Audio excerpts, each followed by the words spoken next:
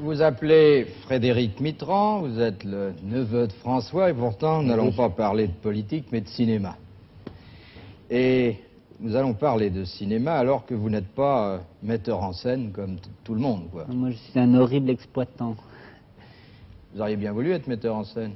J'aurais bien voulu, mais je suis pas tellement doué. C'est tellement difficile de faire un film. C'est pas une raison, ça. Oui, c'est pas une raison. Le premier, on le fait toujours. C'est le second qui est difficile. Oui. Vous en avez tâté un petit peu de la mise en scène? Oui, j'ai essayé une fois. Ça a été tellement dramatique que je me suis arrêté pour l'instant. Comme assistant? Comme assistant, oui. Qu'est-ce qu'il fait, l'assistant metteur en scène? L'assistant, il va chercher du Coca-Cola et de la bière pour les stars. Il se prend les pieds dans les fils et il se fait insulter par tout le monde. Et ça dure 2 mois. C'est atroce. Oui. Ça ne mène pas irrésistiblement au chef-d'œuvre qu'on a envie de réaliser. Non, non. Enfin là, vous êtes de l'autre côté de la caméra, avec une aventure qui, je pense, vaut la peine d'être contée. À l'origine, une vieille salle. À l'origine, une vieille salle, repeinte, un film par jour, des films qu'on aime. Et puis, ça commence à marcher. Mais une cinémathèque, non, c'est pas ça. Non, pas la cinémathèque.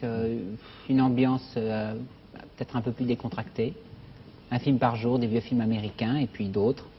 Fellini, enfin tous ces gens-là, tout ce qu'on aime. Et puis ça marche, et puis on fait 2 salles. Voilà, maintenant c'est... Et puis on fait du cinéma la nuit?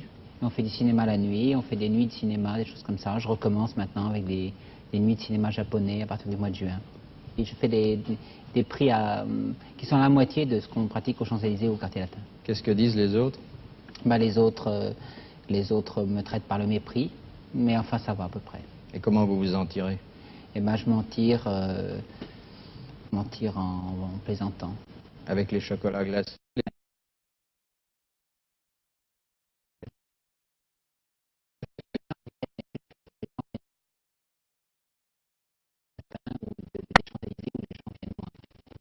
Vous organisez des nuits avec des thèmes précis?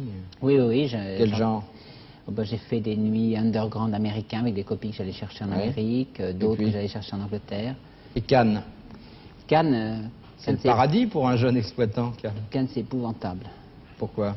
Vous avez eu mauvais temps? D'abord, Cannes, c'est cher. Je veux dire, on ne peut pas mettre le pied dans l'eau, parce que finalement, tous les gens viennent pour se baigner et pour prendre des vacances. Bon. On ne peut pas mettre le pied dans l'eau sans que ça vous coûte 150 nouveaux francs, je veux dire.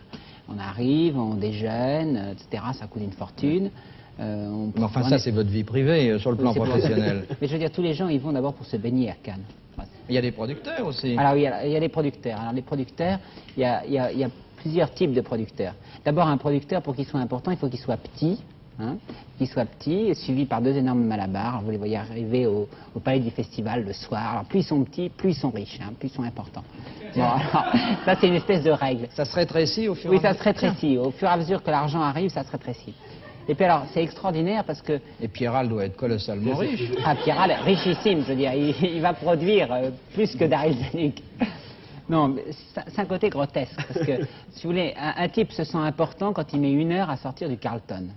Ça veut dire qu'il passe dans les couloirs et que tout le monde l'arrête pour lui demander des contrats et des choses comme ça. Des contrats, ou bien pour lui demander ce qu'il doit. Oui, ou pour lui demander ce qu'il doit, oui, parce qu'il y a énormément de... L'essentiel, c'est d'être arrêté, de ne pas sortir tout de suite.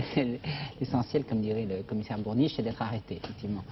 Mais, si vous voulez, c'est un côté grotesque, parce que, finalement, tout le côté marrant du cinéma, le côté starlet, si les producteurs étaient tous des grands et beaux garçons, ils feraient du cinéma de l'autre côté de la caméra. Oui, c'est vrai. Il y en a quelques-uns qui restent assez fascinants comme personnages, des grands producteurs des années passées. C'est toute la grâce qu'on vous souhaite, c'est de devenir un jour un grand producteur, même si vous devez perdre quelques centimètres. Oui, le malheur, c'est que je mesure 1m82, j'y arriverai jamais. Est-ce que la vision de